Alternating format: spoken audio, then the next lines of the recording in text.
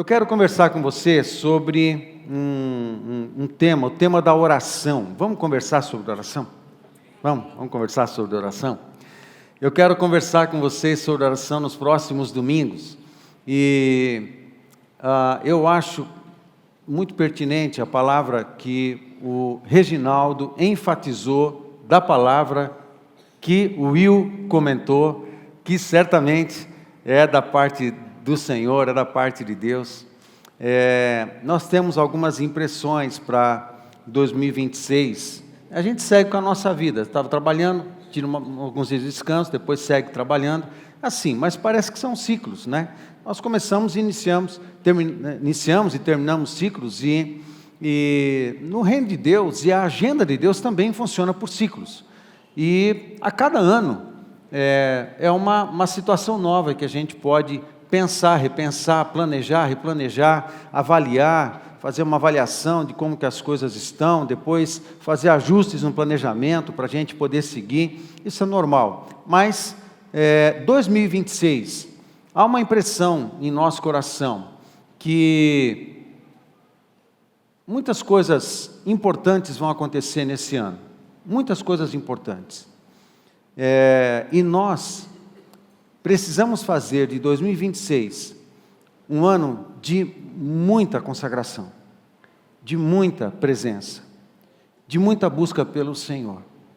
Nós precisamos fazer desse ano de 2026 um ano em que eu me dedique mais à oração, eu me dedique mais ao estudo da palavra de Deus, a alimentar o nosso coração, a nossa alma, a nossa própria espiritualidade, nos fortalecermos no Senhor, aumentarmos o nível da nossa intimidade, da nossa comunhão com o Senhor, aumentarmos o nível do nosso entendimento das coisas eternas, entendimento da vontade do Senhor.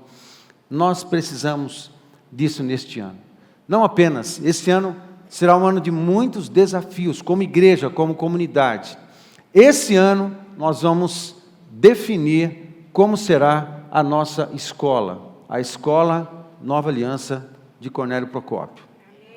Amém? Pessoal que tem vindo nas reuniões, né? Esse ano a gente vai definir, minha cunhada é pedagoga e ela fica felizona de ouvir essas coisas. Há muitos pedagogos aqui na igreja também, e é um ano muito importante, muita coisa muito importante vai acontecer esse ano. Portanto, é preciso você programar aí o teu coração, a tua cabeça, para que 2026 seja um ano de muita busca pela presença do Senhor, porque também será um ano de muitas realizações. Amém, queridos? Então, preciso que você vá pensando nisso, e você vá ajustando o seu coração. Enquanto isso, nós vamos caminhando, Deus vai tratando a gente, Deus vai dando graça, a gente vai resolvendo as pendências todas da nossa vida, e a gente vai buscando ao Senhor, Ele vai ministrando na nossa vida, e a gente vai sendo conduzido.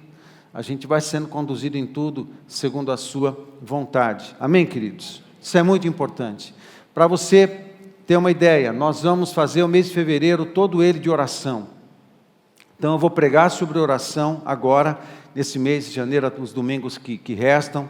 Nós vamos falar sobre o tema da igreja, que vamos lançar somente em fevereiro, mas vamos continuar pregando sobre oração, preparando o teu coração, à disposição do teu espírito, para dedicar o mês de fevereiro para jejum e oração.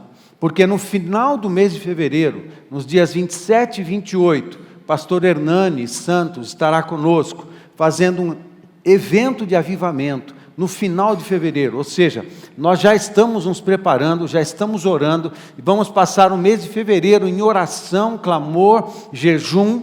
Então, abastecendo o céu de oração e de intercessão, a gente vai carregar os céus da nossa cidade, os céus da nossa casa, os céus da nossa família, os céus da nossa comunidade, de muita oração, e do jeito certo, na proporção certa, naquilo que o Senhor quiser, Ele vai derramar sobre nós, não apenas por causa da pessoa do pastor Hernani, mas ele é um servo de Deus, ele tem sensibilidade daquilo que Deus está falando e ministrando. Então, Deus vai usá-lo, mas não apenas. A coisa mais importante não será a vinda do pastor Hernani Santos, mas será aquilo que Deus tem no coração para derramar sobre todos nós, para nos abençoar, nos fortalecer, nos agraciar, para tudo que temos que ser e fazer nesse ano todo de 2026. Amém, queridos? Então você vai se ajustando o seu coração, ajustando sua visão, ajustando aí o seu foco para que, de fato, 2026 seja um ano marcante com a presença de Deus e marcante quanto àquilo que Ele quer que você faça, realize também na sua vida. Amém, amados? Amém? Para isso eu deixei um tema, para dar continuidade sobre oração. O tema que eu estou destacando aqui é: precisamos nos converter à oração. É verdade que eu estou fazendo um trocadilho quanto à conversão à salvação, não é? Quando a conversão à salvação, a palavra pisteuo é convergir para um outro alvo, né? Então, quando a gente está caminhando sem conhecer Deus e sem conhecer a salvação, nós todos estamos caminhando para uma direção que não é a de Deus. Nós estamos indo para um outro caminho, que lamentavelmente é o caminho da perdição. Por isso Jesus veio, por isso Ele morreu na cruz e ressuscitou, para dar oportunidade para todas as pessoas que creem nele, que se convertem a Ele, possam experimentar perdão de pecados e entrar no caminho da salvação, que é uma pessoa. Ok? É Jesus Cristo. Então todos nós, em algum momento da nossa vida, estávamos caminhando sim para a perdição. Aí, em algum momento, a mensagem chegou a nós, o amor de Deus chegou a nós através da mensagem do Evangelho, compartilhada a você por um familiar, por um amigo, ou você veio numa igreja, num momento de necessidade e ouviu uma palavra de Deus, essa mensagem falou ao seu coração, você foi convencido pelo Espírito Santo da verdade dessa mensagem e toma uma decisão. A gente precisa chegar até esse ponto, de tomarmos uma decisão. Tomamos a decisão, então eu vou convergir. Se eu estou indo para um outro caminho, quero me voltar para Jesus, quero focar em Jesus, quero convergir a minha vida para Jesus, o meu foco, os meus olhos, a minha atenção, a minha dedicação, o meu destino, foco em Jesus Cristo, convirjo a minha vida para Jesus Cristo, eu faço uma conversão e olho para Ele, agora eu passo a andar com Ele, caminhar com Ele, viver para Ele. E assim eu caminho na minha vida. Assim também precisamos nos converter à oração. Amém, queridos? Não adianta a gente ir até a mesa, foi falado nos louvores já, não importa a gente ir até a mesa é farta, mas eu não usufruo disso, eu não sento, eu não tenho comunhão, eu não compartilho da mesa. A gente está perto dela, mas passa direto, passa perto, vai para lá, passa perto, vai para cá, mas a gente não senta na mesa, não entra na comunhão, não estabelece comunhão, não para se alimentar. A oração é assim, é como quem para comer, para se alimentar, para comungar com aqueles que estão em volta da mesa. Nós precisamos parar. Na vida cristã, nós precisamos da oração como precisamos do ar para respirar. Então, eu quero conversar com você sobre isso aí. Precisamos nos converter à oração. Precisamos orar tanto quanto precisamos respirar. Você crê nisso? Creia. E se a verdade da oração nunca foi tão forte para você, eu convido você a registrar isso no teu espírito. Registrar isso na sua mente, registrar isso no seu coração. Precisamos orar, tanto quanto precisamos respirar. Eu quero falar de alguns exemplos de homens de Deus e mulheres de Deus, vou fazer isso várias vezes nesses próximos domingos, que são pessoas de Deus e a vida delas era marcada pela oração.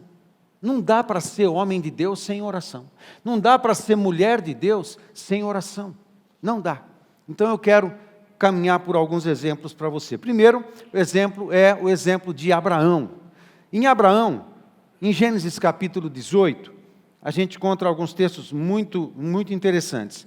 Vemos Abraão intercedendo pelo seu sobrinho, Ló.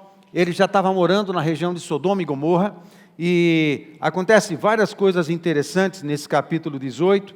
Nos versos de 1 a 15 do capítulo 18 de Gênesis, a gente encontra a narrativa de 2 anjos vindo para conversar com Abraão.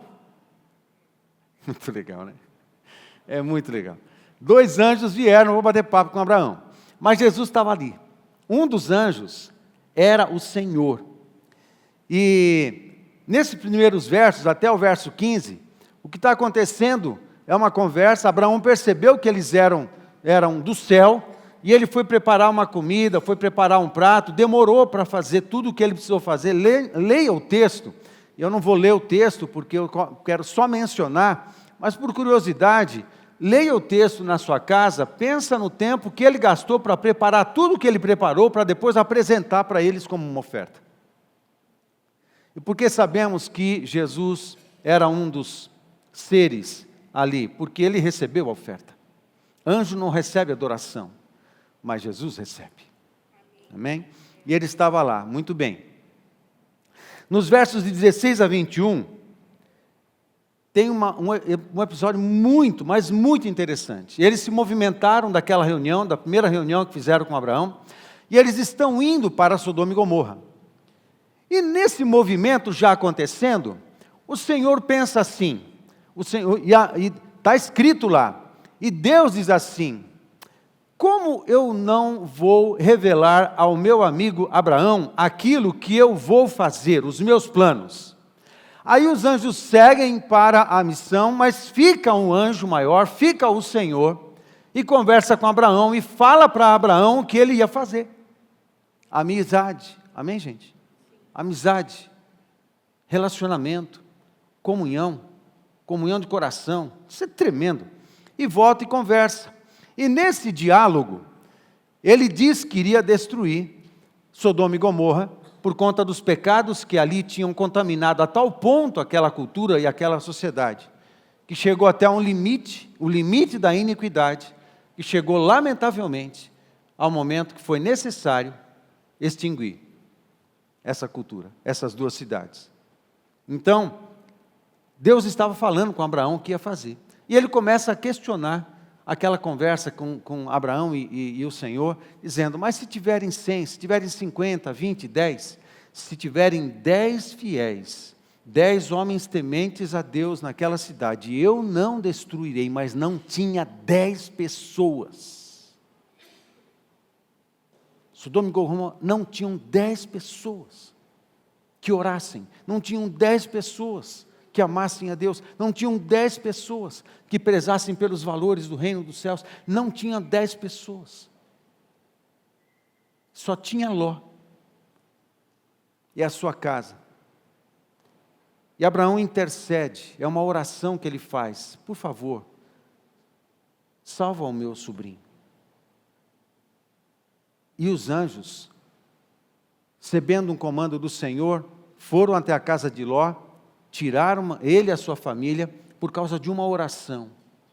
Então, o primeiro exemplo que eu reparto com você é a pessoa de Abraão, que nós conhecemos como pai da fé, mas era um homem de coração voltado ao Senhor, era um homem de oração e de comunhão e amizade com o Senhor. Todos nós precisamos desenvolver essa amizade com o Senhor. Amém, queridos? Não dá para viver uma vida cristã sem oração, sem comunhão, sem muita comunhão com o Senhor. Não dá. Nós precisamos, de verdade. Sabe o que eu espero essa noite? Eu espero um poder de Deus se movendo em nós. Eu espero um poder de Deus se movendo em nós, convertendo os nossos corações a Ele e à oração. Nós não podemos sair hoje daqui sem decidir se eu vou me converter à oração e começar a lidar com seriedade tudo isso na minha vida, ou se eu vou continuar na mesmice. Nós precisamos sair dessa noite aqui com uma decisão muito séria, talvez uma das decisões mais sérias que a gente tem para fazer logo no início deste ano. Amém, queridos? Abraão orou, intercedeu, e Deus livrou a Ló da destruição. O outro exemplo é Isaac. Interessante, Isaac, ele tinha 40 anos quando casa com Rebeca, e ora por 20 anos. Eu vou ler o texto.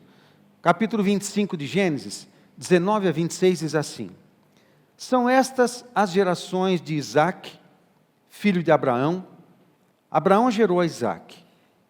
Era Isaac de 40 anos, quando tomou por esposa a Rebeca, filha de Betuel, o arameu, de Padã-Arã, e irmã de Labão, o arameu. Isaac orou ao Senhor por sua mulher, porque ela era estéril. E o Senhor lhe ouviu as orações. E Rebeca, sua mulher, concebeu. Mas olha o verso 26. Depois nasceu o irmão. Nasce Esaú e depois Jacó. Depois nasceu, porque eram gêmeos. Depois nasceu o irmão. Segurava com a mão o calcanhar de Esaú. Por isso, lhe chamaram Jacó. E era Isaac de 60 anos, quando Rebeca lhes deu a luz. Quantos anos Isaac orou por uma bênção para sua esposa Rebeca? 20 anos orando. Agora, algumas coisas são muito curiosas aqui, que eu chamo a sua atenção, porque faz parte do exemplo de Isaac, e eu quero que você fique à vontade para que o Espírito ministre ao teu coração algumas verdades contidas nesse negócio aqui, nessa experiência de Isaac. Isaac não era o filho da promessa? Sim ou não?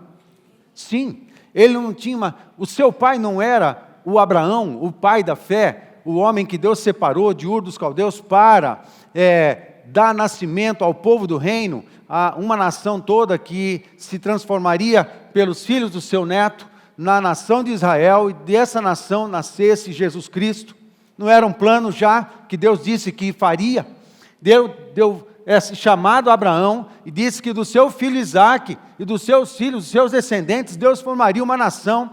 Mas aí ele permite o casamento de Isaac, o filho da promessa, e há uma promessa sobre Isaac de que o seu filho daria andamento na promessa até que uma nação fosse formada, mas a sua esposa é estéril. O que está dando errado nesse negócio? Nada. Está tudo certo. Deus deu uma promessa para Isaac, porque Abraão passou para Isaac. E ele era o filho da promessa, e ele daria andamento a esse negócio. Ele experimentaria a continuidade do poder de Deus e da promessa e da realização da promessa de Deus. Mas a sua esposa era estéril. O que é que está dando errado? Nada está dando errado. Mas por que essa abençoada Rebeca é estéril? Por que dá esse trabalho de 20 anos de oração de um Isaac? Ele já tinha promessa. Acontece que nós precisamos entender a dinâmica da oração. O que é a oração? A oração não é só um pedido, uma requisição que você coloca no almoxarifado do céu. A oração é vida, a oração é interação, a oração é comunhão, a oração é mistura de vida, é mistura de propósito. A oração é mistura de mão de obra. Deus nos quer como parceiros das obras que Ele tem para realizar. Eu me torno parceiro de Deus, eu me torno um construtor. Quando Ele libera uma palavra, uma promessa para nós, eu preciso orar assim, você precisa orar, porque a nossa oração nos faz parceiros de Deus. Deus não faz nada sem a gente na terra, porque a terra, os céus são os céus do Senhor, mas a terra deu a Ele, aos filhos dos homens. Salmo 115, verso 16. O que Deus fizer na terra, fará através dos homens. Através de mim, através de você. Quando Deus quer realizar algo, Ele usa pessoas. Por isso nós somos o corpo de Cristo. Quando Deus quer abençoar alguém com alguma provisão, Ele libera o dom de contribuição para alguém na igreja. Amém? Quando Deus quer abençoar o coração de alguém aflito com uma carga nova de misericórdia, Ele libera unções e o dom de misericórdia para muitos na igreja. E esses na igreja exercem misericórdia, um abraço de misericórdia, uma oração de misericórdia, uma sentada, uma conversa de misericórdia, para abençoar o coração e encher esse coração de graça, porque Deus está usando alguém para ministrar essa unção. Quando alguém precisa de instrução a respeito das coisas, Deus libera o dom da sabedoria na igreja. Aí nós nos comunicamos, nós nos conversamos, nós vamos para as células, nós nos juntamos, nós comungamos, por isso é vital você comungar. É vital, é uma questão até de vida ou morte. Você precisa da igreja.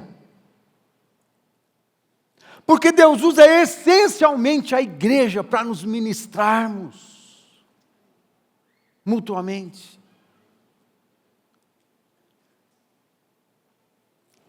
Eu preciso de sabedoria para muitas coisas na minha vida, pois o Espírito Santo distribui o dom de sabedoria para muitas pessoas na igreja.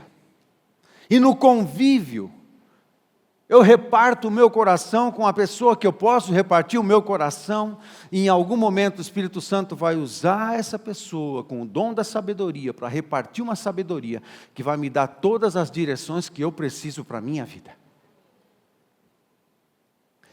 Tem alguém na igreja que está precisando, seja lá, cura. O Senhor libera o dom de cura através de alguém. Amém, queridos?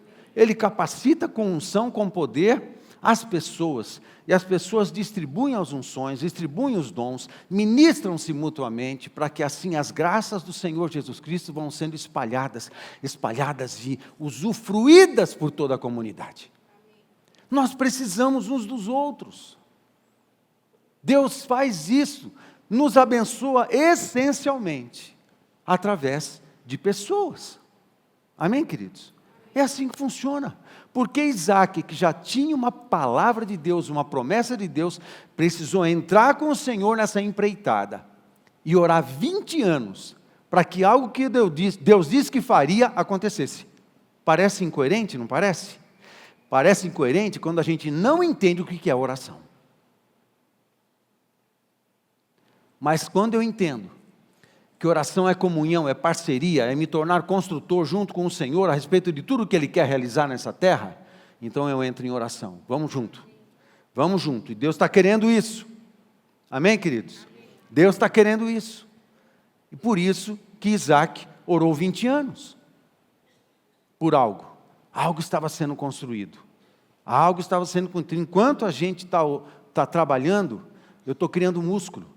A casa ainda não está pronta, mas a gente continua trabalhando, eu estou fortalecendo, algo está sendo edificado, e nós estamos sendo cuidados. Deus vai cuidando da gente enquanto a gente ora. Nessa parceria, Ele está com a gente em toda a caminhada de construção. Ele vai cuidando da gente, amadurecendo a gente, lapidando a gente, consertando a gente, santificando a gente, amadurecendo a gente, fazendo a gente mais confiável, para que Ele confie cada vez mais coisas na nossa mão. Amém? É a dinâmica da oração.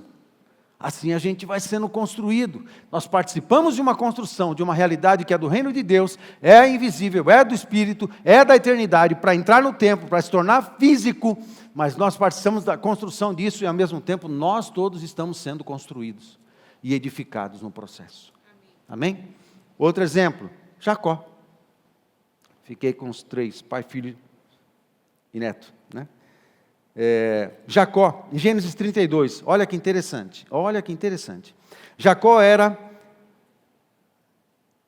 ora pedindo livramento de seu irmão Esaú. Você conhece a história de Jacó, e quando ele foge, né, casa, e ele está retornando para a terra de Canaã, mas como ele traiu seu irmão queria matá-lo, e ele faz uma oração.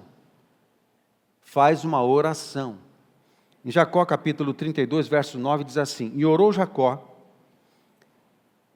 Deus de meu pai Abraão e Deus de meu pai Isaque, ó Senhor, que me disseste, torna à tua terra e à tua parentela, e te farei bem. Sou indigno de todas as misericórdias e de toda a fidelidade que tens usado para com teu servo. Pois apenas o meu cajado atravessei este Jordão. Já agora sou 2 bandos. Livra-me das mãos, verso 11, livra-me das mãos de meu irmão Esaú, porque eu o temo, para que não venha ele matar-me e as mães com os filhos. Verso 12, e disseste, certamente eu te farei bem e dar-te-ei a descendência como a areia do mar, que pela multidão não se pode contar. Deus responde Jacó. Deus responde Jacó no verso 12. Pode ir, fica boa aí, fica tranquilo. Segue que eu estou cuidando das coisas aí. No entanto, não foi tão simples. Quando você vai para o verso 13 do capítulo 32, o que é que está acontecendo? Na primeira parte aqui, Jacó ora com medo, ele ouve Deus falar com ele, eu vou livrar você, fica de boa, segue aí.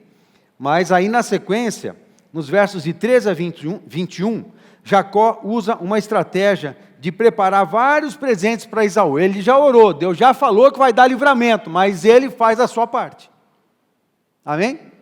Ele usa de sabedoria para o encontro. Ele prepara presentes. Ele já tem uma palavra de Deus, mas ele tem uma coisa que ele tem que fazer. E isso tem a ver com a restituição, por causa dos pecados que ele cometeu contra Esaú. Amém? Deixa o Espírito falar contigo aí. Ele já tem uma palavra, ele já tem tudo, mas ele tem algo que ele precisa fazer.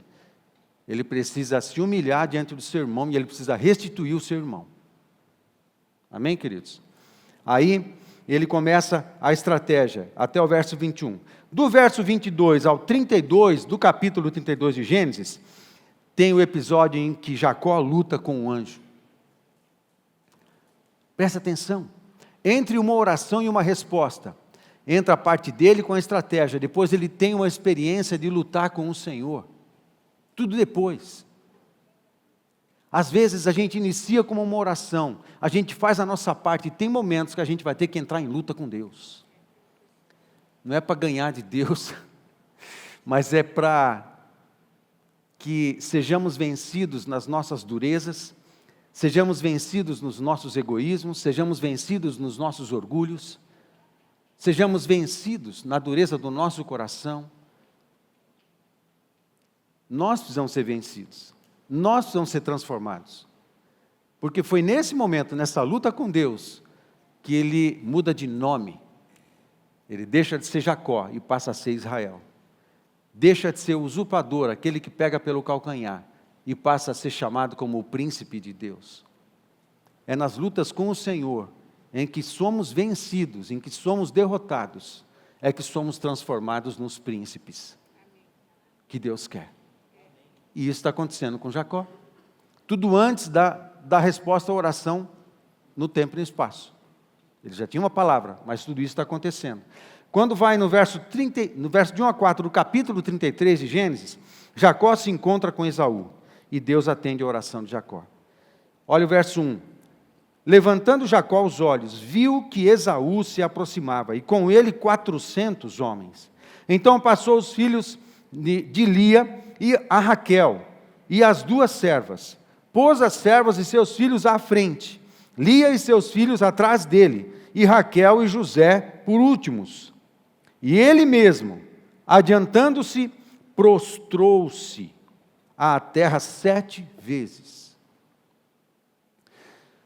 Era um costume na antiga cultura, vocês firmarem contrato, se firmar contrato por algumas atitudes. Não tinha cartório, então tinha alguns rituais que se firmavam contratos. Possivelmente, quando ele troca a primogenitura com Esaú por um prato de lentilha, possivelmente, para ele receber o prato de lentilha, falou assim, vai fazer um acordo comigo, você vai me passar a sua primogenitura? Sim, vou passar, e eu vou te dar esse prato de lentilha. Então faz um acordo comigo, por 7 vezes, talvez, isso pode ter acontecido, Por 7 vezes, Esaú se inclina à terra e declara que a primogenitura era de Jacó. Segunda vez, terceira até a 7ª vez, e declara que a primogenitura seria de Jacó em troca do prato de lentilha. E assim ele entrega o prato de lentilha e, no acordo com Esaú, recebe o direito da bênção da primogenitura que seria de Esaú.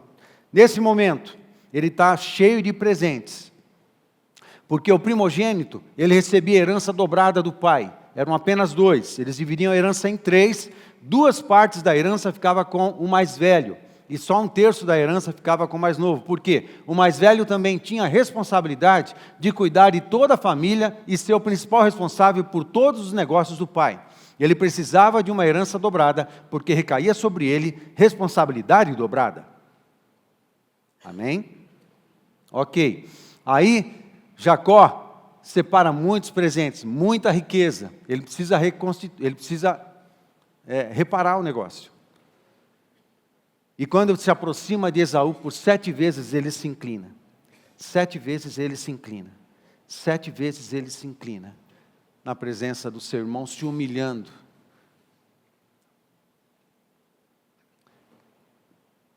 Está se rebaixando? Sim. Está se humilhando? Sim. Está se arrependendo? Sim. Prostrou-se à terra 7 vezes, até aproximar-se de seu irmão. Com certeza, a ira de Esaú foi por causa daquele negócio lá, da venda da sua primogenitura, que depois ele percebeu que foi um mau negócio, né? E agora, Jacó está se reconciliando com ele. Aí no verso 4, então, Esaú correu-lhe ao encontro e o abraçou. Arrojou-se-lhe ao pescoço e o beijou e choraram.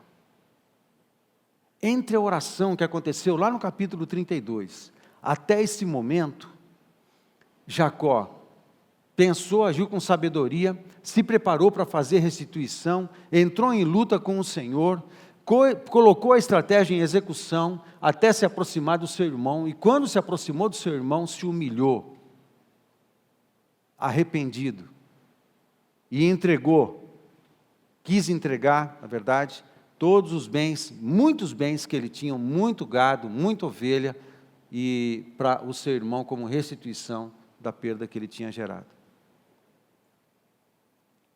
Tudo isso dentro do contexto de oração. Amém, queridos? Jacó é um homem de Deus? Sim, claro, é um homem de Deus.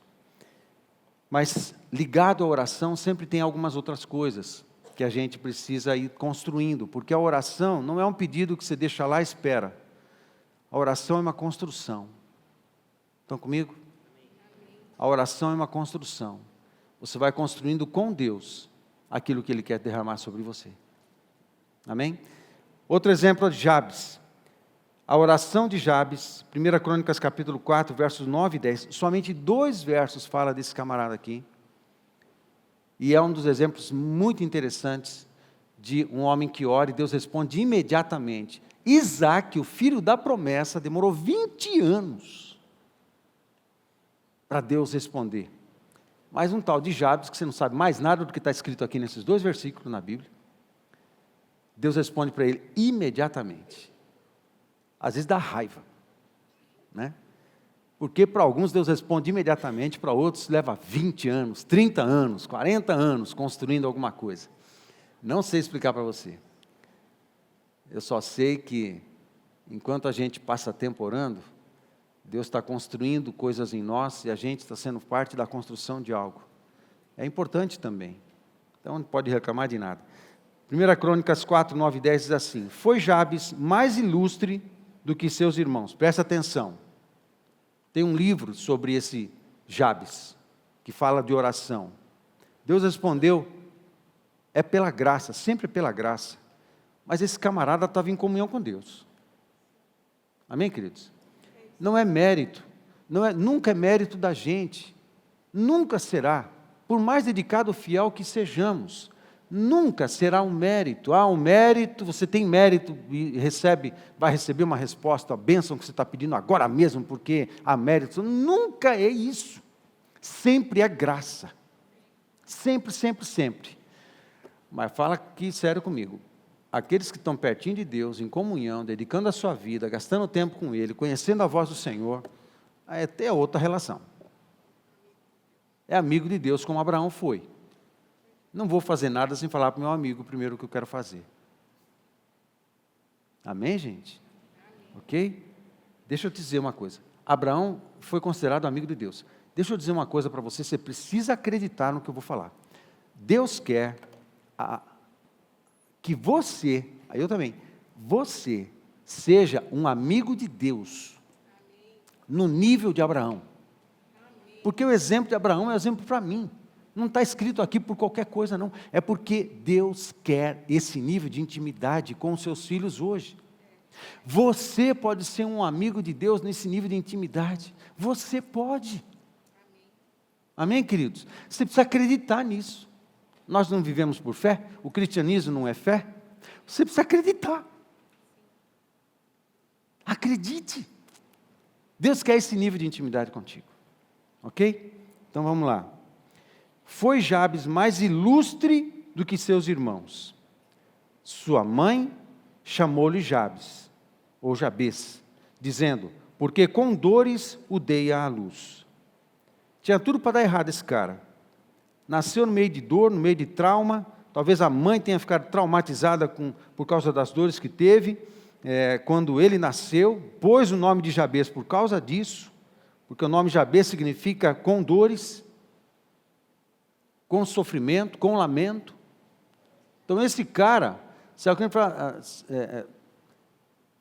muitas vezes a gente nasce numa família que tem pouco recurso, nasce numa família, vem de uma geração que não tem muitos recursos, assim, estou destinado a sofrer, estou destinado a ser pobre, estou destinado a não ter muita cultura, estou destinado a um monte de coisa. Você não está destinado a nada, filho, você está destinado a crescer, você está destinado a ser um grande homem, uma mulher, você está destinado à grandeza. Com Jesus e com o Evangelho, como um filho do reino de Deus, você está destinado à grandeza, ponto final. Amém, gente? Destinado à grandeza. Esse cara tinha tudo para dar errado na vida. Falou assim, minha mãe nasceu em dores, eu sou um homem de dores, produzi dor para minha família, e eu não sou nada, não sou ninguém. Esse cara tinha tudo para dar errado, mas ele deu certo. Aí no verso 10, Jabes invocou o Deus de Israel. Ok? Jabes invocou o Deus de Israel. Tomara, essa é a oração, tomara que me abençoes e me alargues as fronteiras, que seja comigo a tua mão e me preserves do mal, de modo que não me sobrevenha a aflição. E Deus lhe concedeu o que lhe tinha pedido. Uau, de pronto assim, pá! E Jabes cresceu, Jabes prosperou. Mas ele era um homem íntegro, era ilustre, não ficou preso às ideias erradas e limitantes da sua família. Ele buscou a Deus. Ele buscou a Deus. Amém, queridos? Poderíamos mencionar tanta gente aqui, Moisés, Elias, Eliseu, Samuel, Davi, os profetas, os discípulos de Jesus. Poderíamos sair dando exemplos de oração de muitos homens de Deus, mas agora eu quero falar de um camarada do século XIX, ok? Estou falando de pessoas que viveram há pelo menos uns 4.000 anos atrás, 3.800 a 4.000 anos atrás. Agora eu quero mencionar Dr. Gundry, é um pregador escocês do século XIX. Ele nasceu no começo do século XIX, foi um dos grandes pregadores da Escócia, um dos homens que Deus usou para um grande mover de avivamento na Escócia. E ele escreveu muito sobre oração. E outros pregadores do século XIX conheciam Dr. Gundry, Thomas Gundry, como um homem de oração. E escreveram a respeito dele, vou mencionar um exemplo aqui. E o Gundry tem uma história muito interessante, que é chamada de Fé e o Guarda-Chuva. E a história da fé e o guarda-chuva, de Thomas Gundry, é o seguinte. Durante um período de grande seca, o Dr. Thomas Gundry orou por chuva durante o culto da manhã. Quando ele estava indo para a igreja novamente à tarde, sua filha Mary sugeriu: aqui está o guarda-chuva, papai. Ele perguntou: para que precisamos disso? Ela respondeu: orou por chuva esta manhã e não espera que Deus a envie? Eles levaram o guarda-chuva e, na volta para casa, ficaram felizes por se abrigarem de uma forte tempestade. Amém? Agora, é interessante que Dwight Moody, que foi um pregador, Gundry, escocês, Dwight Moody foi um pregador americano, avivalista também, no século XIX, escreveu esse livro aqui, A Oração que Prevalece. Cadê o ler? Pega aí, tá? Oração que Prevalece, Dwight Moody, e parte da mensagem que eu estou repartindo com você aqui, eu estou sendo inspirado por esse livro. Eu gostaria muito que você comprasse esse livro e alimentasse a sua biblioteca com literatura a respeito de oração. E Dwight Moody menciona Gundry numa página, aqui na página 20 desse livro, e ele escreve um texto de Thomas Gundry. E o texto que ele menciona de Thomas Gundry é o seguinte: o Dr. Gundry afirma o seguinte sobre a oração e por que ela é necessária. O primeiro indício autêntico de uma vida espiritual, a oração, é também aquilo que a mantém. O homem consegue viver fisicamente sem respirar, tanto quanto consegue viver espiritualmente sem orar. Há uma classe de animais, os cetáceos, os quais não são nem peixes, nem aves marinhas, que habitam regiões profundas. Ali é a casa deles, de onde jamais saem para ir até a orla. Apesar disso, embora nadem sob as ondas e desçam às profundezas escuras, vez ou outra eles têm de subir à superfície, a fim de obter ar. Sem isso, esses monarcas do mar profundo não existiriam no denso elemento em que vivem, se movem e existem. O que a esses animais é imposto por uma necessidade física, o cristão deve fazer por necessidade espiritual. Ascendendo regularmente a Deus, elevando-se mediante oração até um lugar mais sublime e puro, a fim de obter graça divina, que o cristão sustenta a sua vida espiritual. Impeça que aqueles animais subam à superfície e eles morrerão por falta de ar. Impeça que o cristão suba a Deus e ele morrerá por falta de oração. Dê-me filhos, clamou Raquel, ou morrerei. Em Gênesis 31. Deixe-me respirar, diz o homem sufocado, ou morrerei.